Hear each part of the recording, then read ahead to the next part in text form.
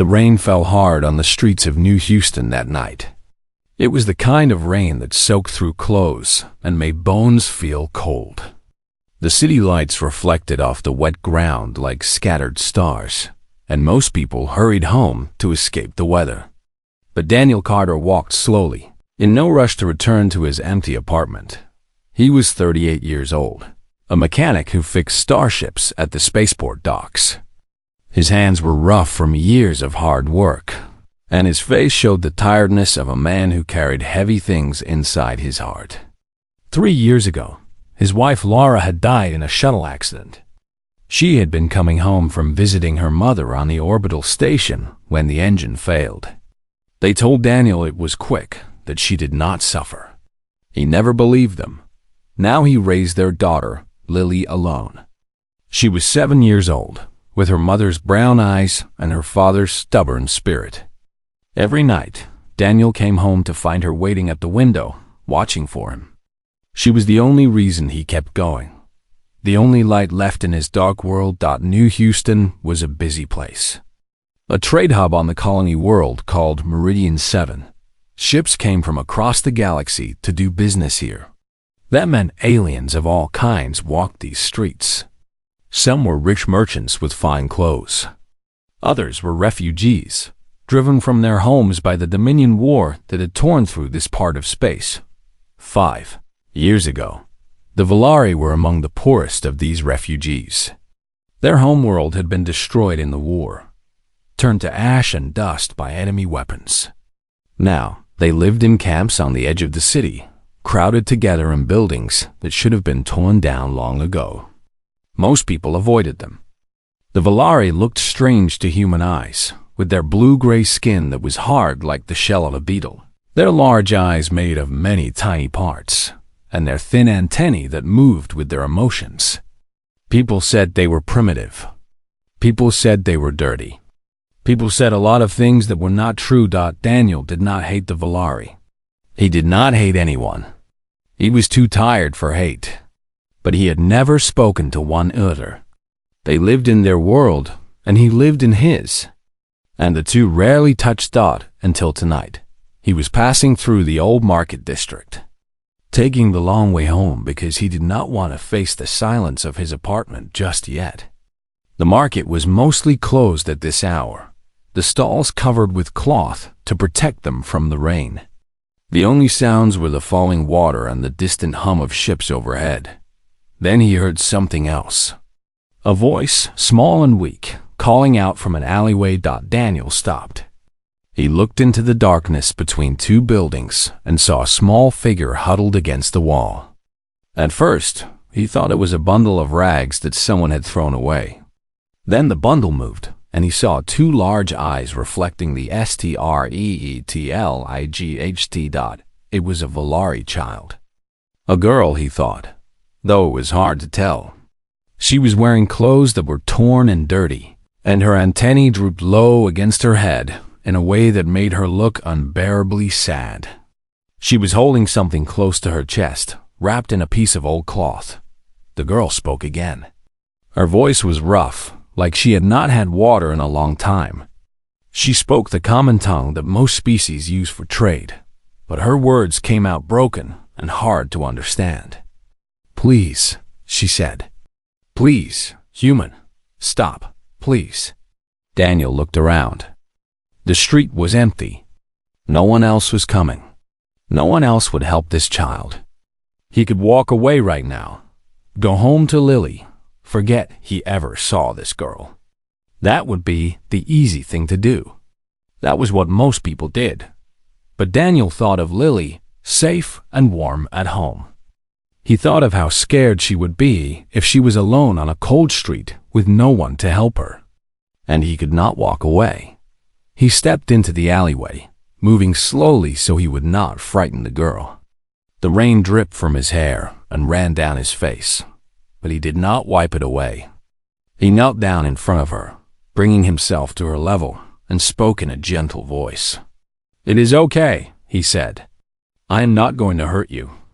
What is wrong? What do you need?" The girl looked at him with those big, strange eyes.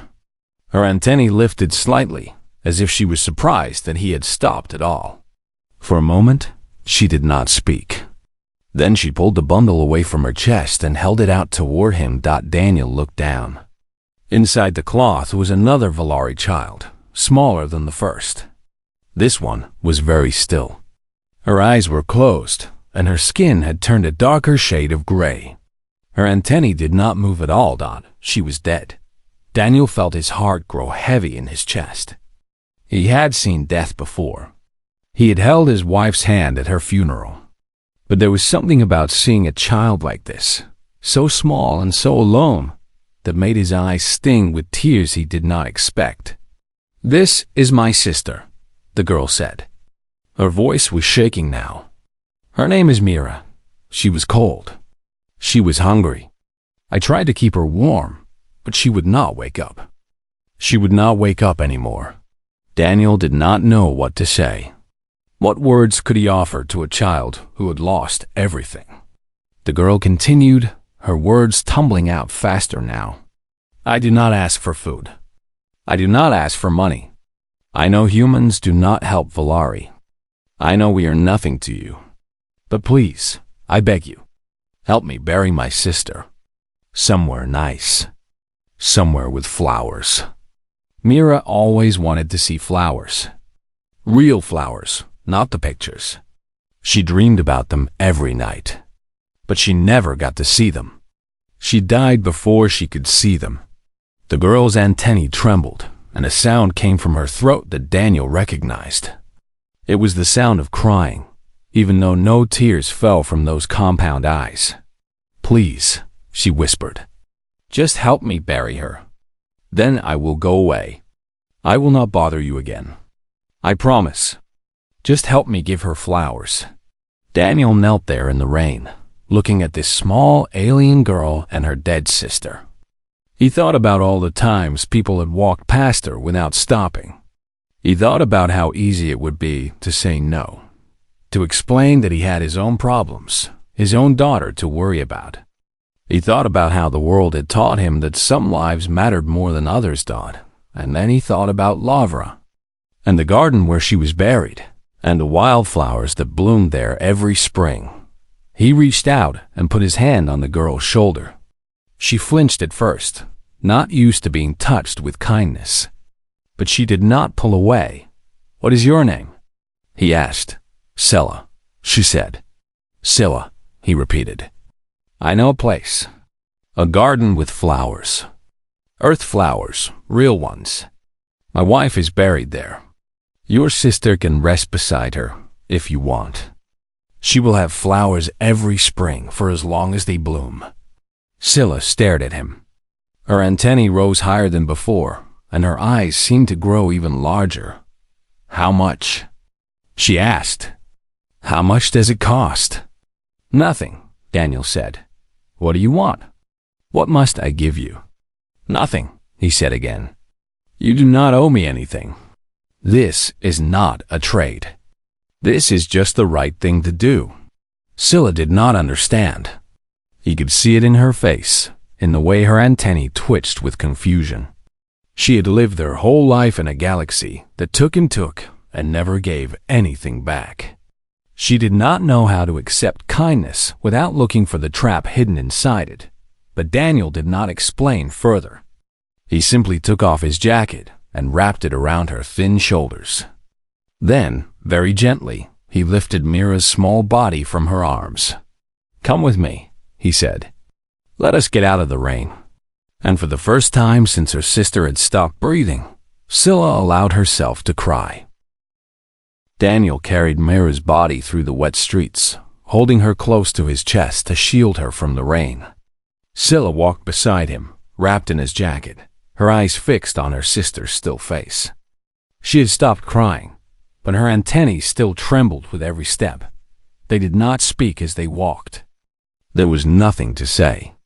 Sometimes silence was the only language that grief could understand. The apartment was on the 4th floor of an old building near the edge of the refugee district. It was not a fancy place, but it was clean and warm. And Daniel had made it a home for himself and Lily. There were pictures on the walls, drawings that Lily had made in school, and a small shelf filled with books that Laura had loved to read. When they reached the door, Daniel paused. He could hear the sound of the television inside, playing some cartoon that Lily liked to watch before bed. He thought about how to explain this to his daughter. How do you tell a 7-year-old about death? How do you introduce her to a grieving alien child she had never met? He decided not to overthink it. Children understood more than adults gave them credit for. Lily had lost her mother. She knew what it meant to miss someone who was never coming back. He opened the door. Lily was sitting on the couch with Mrs. Patterson, the elderly neighbor who watched her when Daniel worked late. She was a kind woman with white hair and gentle hands, and she had helped Daniel through the darkest days after Laura's death. When the door opened, both of them looked up. Lily saw her father first, wet and tired. Then she saw the small alien girl standing behind him. And then she saw the bundle in his arms, and even though she was only 7, she understood what it meant when someone was carried that way. "Daddy?" she said, her voice small and uncertain. Daniel stepped inside and closed the door behind them. Mrs. Patterson rose from the couch, her eyes moving from the Valari child to Daniel's face, asking questions without words. "This is Scylla," Daniel said quietly. "She lost her sister tonight. She has nowhere else to go. I am going to help her." Mrs. Patterson nodded slowly. She did not ask for explanations. She did not judge. She simply walked to the kitchen and began heating water for tea, because that was what she always did when someone needed comfort. Lily climbed down from the couch and walked toward Scylla. The alien girl stepped back, nervous and unsure. She had never been inside a human home before. Everything looked strange to her. The soft furniture, the warm lights, the pictures on the walls. And this small human child was looking at her with eyes that held no fear, only curiosity and something that might have been kindness. "Hi," Lily said. "I am Lily. Are you sad?" Scylla's antennae dipped low. "Yes," she said. "I am sad." Lily reached out and took Scylla's hand. The alien girl flinched at first, surprised by the warmth of human skin. But Lily did not let go. She held on tight and looked up at Scylla with those big brown eyes that reminded Daniel so much of Laura. "When my mommy died, I was sad too," Lily said. "I cried a lot. Daddy says it is okay to cry when you're sad. It helps the hurt come out." Scylla did not know how to respond. No one had ever spoken to her like this before. In the refugee camps, children learned to hide their pain. Crying was weakness. Weakness meant you would not survive. But this human child was telling her it was okay to feel, okay to hurt, okay to be broken. Daniel watched his daughter lead Scylla to the table. She sat the alien girl down in a chair and then ran to the kitchen, returning with a plate of bread and cheese that Mrs. Patterson had set out. She placed it in front of Scylla like it was a treasure. "Eat," Lily said. "You look hungry. Mrs. Patterson makes the best cheese. It is really good." Scylla looked at the food. Her stomach ached with emptiness. She had not eaten a real meal in so long that she had forgotten what it felt like. She picked up a piece of bread with trembling hands and took a small bite. The taste made her eyes close. It was warm and soft, nothing like the hard ration bars they gave out in the camps. She ate slowly at first, then faster, and Lily watched her with a satisfied smile. While Scylla ate, Daniel went to his workshop in the small room behind the kitchen. It was where he kept his tools and his projects, the things he tinkered with in his spare time. He found some pieces of scrap wood, smooth and clean, and began measuring them. Mrs. Patterson appeared in the doorway. She watched him for a moment before speaking. "What are you building?" she asked. "A coffin," Daniel said. "A small one." Mrs. Patterson was quiet for a long time. Then she walked over and put her hand on his shoulder. "You are a good man, Daniel Carter," she said. "Lara would be proud of you." Daniel did not answer. His throat was too tight for words. He just kept working, cutting the wood and fitting the pieces together. He lined the inside with soft cloth, white and clean, so that Myra would rest on something gentle. When he finished, he went back to the main room. Scylla had finished eating and was sitting with Lily, who was showing her a picture book about Earth animals. Scylla seemed fascinated by the images, her antennae rising and falling as she looked at creatures she had never seen before. Daniel knelt down beside her. "Scylla," he said, "I need to prepare your sister for tomorrow. Would you like to help me, or would you rather stay here with Lily?" Scylla looked at the coffin in his hands. It was small and simple, but it was made with care. She could see the effort in every joint, every smooth edge. This human had built it with his own hands for a Valari child he had never met. "I want to help," she said. Together, they prepared Mira for her final rest. Daniel worked gently, treating the small body with the same respect he would show his own family. Scylla cleaned her sister's face and straightened her antennae. She whispered words in her own language, old words that her mother had taught her before she died. Prayers for the journey to whatever came after. When they placed Mira in the coffin, Scylla reached into her pocket and pulled out a small stone. It was smooth and pale blue, the only thing she had left from their homeworld. She had carried it across the stars, through camps and shelters and cold nights on the street. Now she placed it in her sister's hands.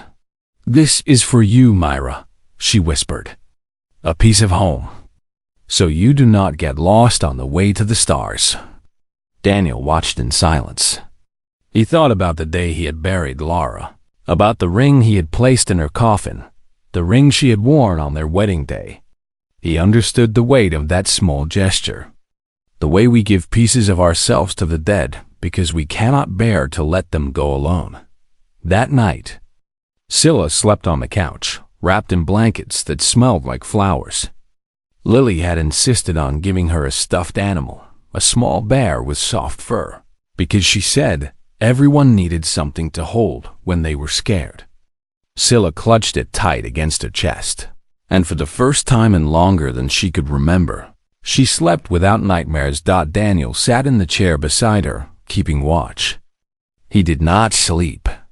He just looked at this small alien girl who had stumbled into his life, and he wondered what the morning would bring.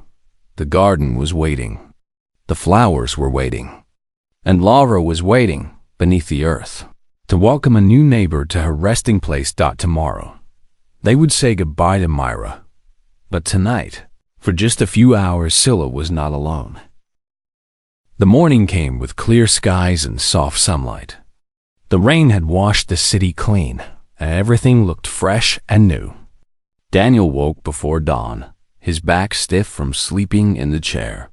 He looked over at Scylla, who was still curled up on the couch, the stuffed bear pressed against her cheek. He moved quietly to the kitchen and made coffee. The smell of it filled the small apartment, warm and familiar. It was the smell of every morning he had ever known, the routine that kept him grounded when everything else felt uncertain. Lily woke next, padding out of her room with sleepy eyes and messy hair. She saw Scylla on the couch and smiled, as if having an alien girl in their home was the most normal thing in the world. Children were like that, Daniel thought. They accepted things that adults struggled to understand. "Is today the day?" Lily asked quietly. Daniel nodded. "Yes, today we take Mira to the garden. Can I come?" "Of course. We are all going together." Lily went to wake Scylla gently, touching her shoulder the way Daniel had shown her. The alien girl's eyes opened slowly, confusion crossing her face before she remembered where she was. Her antennae rose and fell as she looked around the room, checking that it was real, that she had not dreamed the kindness of the night before. They ate breakfast together, a simple meal of eggs and toast. Scylla ate carefully, still not used to human food, but she finished everything on her plate. Daniel noticed that she kept looking at the small coffin on the table, where Myra lay wrapped in white cloth. Her sister looked peaceful now, clean and cared for, not like the cold bundle she had been in that dark alleyway after breakfast. Daniel made a call on his communicator. He reached Father Gregory, an old priest who ran a small church near the spaceport. They had known each other for years. Father Gregory had performed Laura's funeral service, had spoken words of comfort when Daniel felt like the world was ending. Now Daniel asked him to do the same for a Valari child he had never met. Father Gregory did not hesitate. "I will be there," he said. "Every soul deserves a proper farewell, no matter where they come from." Daniel also called his friend Ben, a fellow mechanic from the docks. Ben was a quiet man who kept to himself, but he had been there for Daniel during the hard times after Laura's death.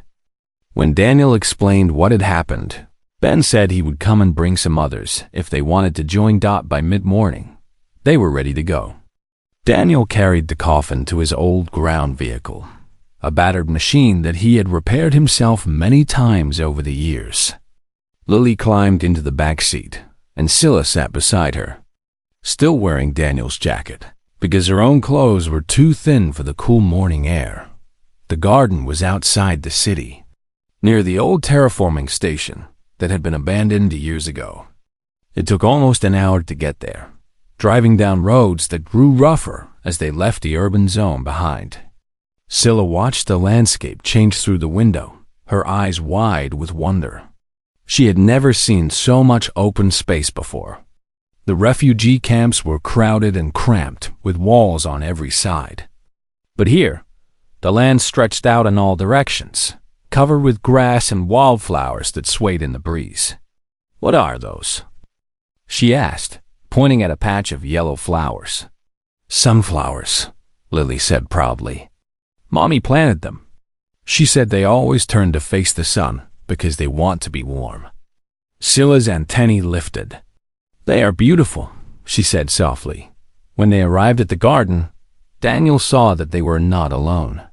Father Gregory was already there, dressed in his simple black clothes, a book of prayers in his hands. But he was not the only one. Ben had come, just as he promised. He stood near the fence with 3 other workers from the docks, men and women who had heard the story and wanted to pay their respects. There was Maria, who ran the canteen and always had a kind word for everyone. There was old Pete, who had worked at the spaceport for 40 years and never missed a day. And there was a Karathi dock worker named Vrax, a tall alien with rough gray skin and tusks that curved from his lower jaw. Vrax was known for being unfriendly. He never spoke to anyone, never joined the others for meals, never smiled. But today he stood with the rest, and in his large hands he held a bundle of fresh flowers from the spaceport hydroponics bay. Pink and white blossoms, carefully cut and tied with string. Daniel looked at these people, these strangers who had come to honor a child they had never known. He felt something loosen in his chest, a knot of loneliness that he had carried for so long he had forgotten it was there. "Thank you," he said. "Thank you all for coming." Father Gregory stepped forward and placed a hand on Daniel's shoulder. "Shall we begin?" The service was simple. Father Gregory spoke words of comfort and hope, words about the soul's journey and the peace that waited beyond the stars. He spoke in the common tongue so that Scylla could understand, but his voice carried the same warmth he gave to every funeral. Whether the departed was human or alien, rich or poor, Daniel dug the grave himself, choosing a spot beside Laura's headstone where the wildflowers grew thick. The earth was soft from the rain, easy to work with, and he dug deep and straight. When the hole was ready, he lowered Myra's coffin into it gently, carefully, as if she might wake up and be frightened.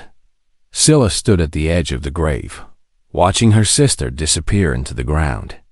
Her antennae were trembling, but she did not look away. She wanted to see everything. She wanted to remember. Lily picked a handful of wildflowers and dropped them onto the coffin. The pink and yellow petals floated down like tiny prayers. Then Rax stepped forward, his heavy footsteps making the ground shake slightly. He placed his bundle of flowers beside the grave and bowed his head. He did not speak, but his silence said more than words ever could. One by one, the others came forward. Ben dropped a handful of earth into the grave. Maria laid a small crystal that caught the sunlight. Old Pete simply stood there with his head bowed, his lips moving in a quiet prayer. When it was done, Daniel filled the grave and patted the earth smooth. Father Gregory placed a small marker at the head, a simple stone with Myra's name carved into it. Beside it stood Laura's headstone, weathered by 3 years of wind and rain but still standing strong. Scylla knelt in the grass beside her sister's grave. She touched the marker with her fingertips, feeling the letters of Myra's name. "Why?" she asked, not looking up. "Why did you do this? Why would humans help a Velari nobody wanted?" Daniel knelt beside her. He thought about the question for a long moment before answering. "Every child deserves to be buried with love," he said. "Grief is not something anyone should carry alone. And the measure of a person is not found in grand gestures. It is found in the small kindnesses we offer to those who have no power to repay us." Scylla turned to look at him. Her large eyes searched his face, looking for the lie, the hidden motive, the trick she had learned to expect from the universe. But she found nothing except a tired man who had lost his own loved one and understood what it meant to stand beside an empty grave. "Thank you," she whispered. "Thank you for giving Mira her flowers." Daniel put his arm around her thin shoulders and held her as she cried. The others watched in silence, and the wildflowers swayed in the breeze. And somewhere far away, a bird sang a song that sounded almost like goodbye. The days after the burial were quiet ones. Scylla stayed with Daniel and Lily, sleeping on the couch each night, eating meals at their table, slowly learning the rhythm of their small family. She was careful and polite, always cleaning up after herself, always saying thank you, always watching the door, as if she expected someone to come and take her away. Daniel watched her too. He saw how she flinched at sudden noises. He saw how she hid food in her pockets when she thought no one was looking, saving it for later because she had learned that meals were never guaranteed. He saw the way she looked at Lily with something like wonder, as if she could not understand how a child could be so happy and unafraid. On the 5th day, Daniel came home from work to find Lily teaching Scylla how to braid hair. They were sitting on the floor of the living room, surrounded by ribbons and clips, laughing at their clumsy attempts. When Scylla laughed, her antennae danced and a sound came from her throat like wind chimes, soft and musical. It was the most beautiful sound Daniel had ever heard. Lily looked up when he walked in. "Daddy, look! I taught Scylla how to make a butterfly braid. She's really good at it because she has 4 hands." Scylla ducked her head shyly, but Daniel could see that her antennae were raised high, a sign of happiness in the Velari people. "That is wonderful," Daniel said. "You are both very talented." That night, after Lily went to bed, Daniel sat in the kitchen with a cup of cold coffee and thought about what to do. Scylla could not stay on his couch forever. The refugee camps were waiting for her, crowded and dangerous, full of disease and despair. If he sent her back there, she would probably die within the year, just like her sister. The thought made his stomach turn, but keeping her was not simple. The Galactic Integration Authority had strict rules about interspecies adoption. Velari children were rarely approved for human households. There were forms to fill, hearings to attend, officials to convince. The whole process could take months, maybe years, and there was no guarantee it would work. He thought about Lara. He thought about what she would say if she were here. Lara had always believed in doing what was right, even when it was hard. She had taught him that courage was not the absence of fear, but the decision that something else mattered more. By morning, he had made his choice. He found a legal advocate named Claire who specialized in refugee cases. She was a young woman with sharp eyes and a quick mind, and she did not flinch when Daniel explained what he wanted to do. She warned him that the process would be difficult. She warned him that many people would try to stop him. But she also said that she would fight for him, because every child deserved a chance at a real home. The first hearing came 3 weeks later. Daniel put on his best clothes and took Scylla to the Integration Authority building downtown. It was a tall gray structure that looked cold and unwelcoming, filled with officials who asked questions in flat voices and typed answers into their computers without looking up. They asked Daniel why he wanted to adopt an alien child. They asked about his income, his housing, his work schedule. They asked if he understood the cultural differences between humans and Velari. They asked if he was prepared for the challenges of raising a child from a different species. Daniel answered every question honestly. He told them about the night he found Scylla in the rain. He told them about the burial, about the flowers, about the way his daughter had taken Scylla's hand without hesitation. He told them that a family was not about blood or species, but about love and commitment. The officials listened and wrote things down, but their faces showed nothing. Outside the hearing room, Daniel found that word of his case had spread. Some people supported him. Ben and the others from the docks had signed a petition asking the authority to approve the adoption. Father Gregory had written a letter speaking about Daniel's character. Even Vrax had marked his name on the list. The first time anyone could remember him doing anything social, but others were not so kind. A group called Humanity First sent messages to Daniel's workplace, calling him a traitor to his species. Someone painted ugly words on the wall outside his apartment building. A Velari community leader named Elder Cassix accused him of trying to steal a child from her people, of treating Velari like pets to be collected. The worst moment came when Daniel returned home to find Lily crying. Some children at school had told her that her father was crazy, that he cared more about aliens than about her. Scylla had heard everything and was hiding in the bathroom, convinced that she was ruining their family. Daniel gathered both girls in his arms and held them tight.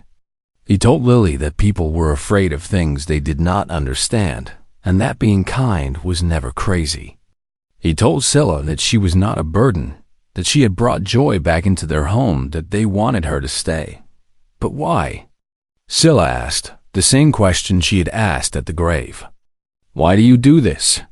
It brings you trouble. It makes people hate you. Why do you not just send me back to the camps?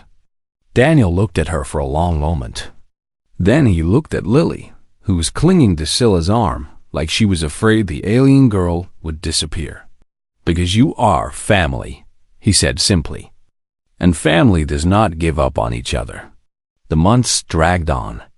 More hearings, more questions, more paperwork. Claire fought hard for them, arguing their case with passion and precision. Slowly, things began to change. The news reports about Daniel's story spread across the colony, and then to other worlds.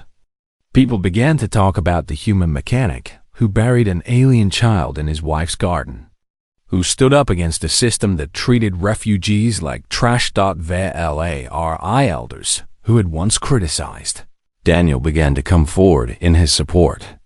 They said that he had shown more respect for their dead than most of their own allies. They said that Myra's burial had given hope to their people, proof that not all of the galaxy had forgotten them. The petition grew longer. Messages of support flooded the Integration Authority. Even some of the officials who had been cold at first began to warm up, moved by the simple truth of what Daniel had done and why. Finally, after 6 months of fighting, the authority scheduled a final hearing. One last chance to make his case. One last chance to bring Scylla home for good. Daniel stayed up all night preparing what he would say. But when morning came, he realized that no speech could capture what he felt. Some things were too big for words. Some things could only be shown. He would just have to stand before the court and speak from his heart. And he would have to hope that it was enough. The courtroom was full on the day of the final hearing. Every seat was taken, and more people stood along the walls, crammed together like passengers on an overcrowded shuttle. News cameras floated near the ceiling, broadcasting the event to millions of viewers across the sector.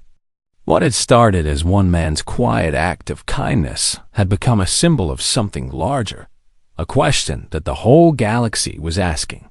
What did it mean to be human? Daniel sat at the front table with Claire beside him. He wore his cleanest clothes, the ones he usually saved for special occasions. His hands were steady, but his heart was racing. Behind him, he could hear the murmur of the crowd. Voices in a dozen different languages, human and alien alike. Scylla and Lily sat in the front row of the gallery, holding hands the way they always did now.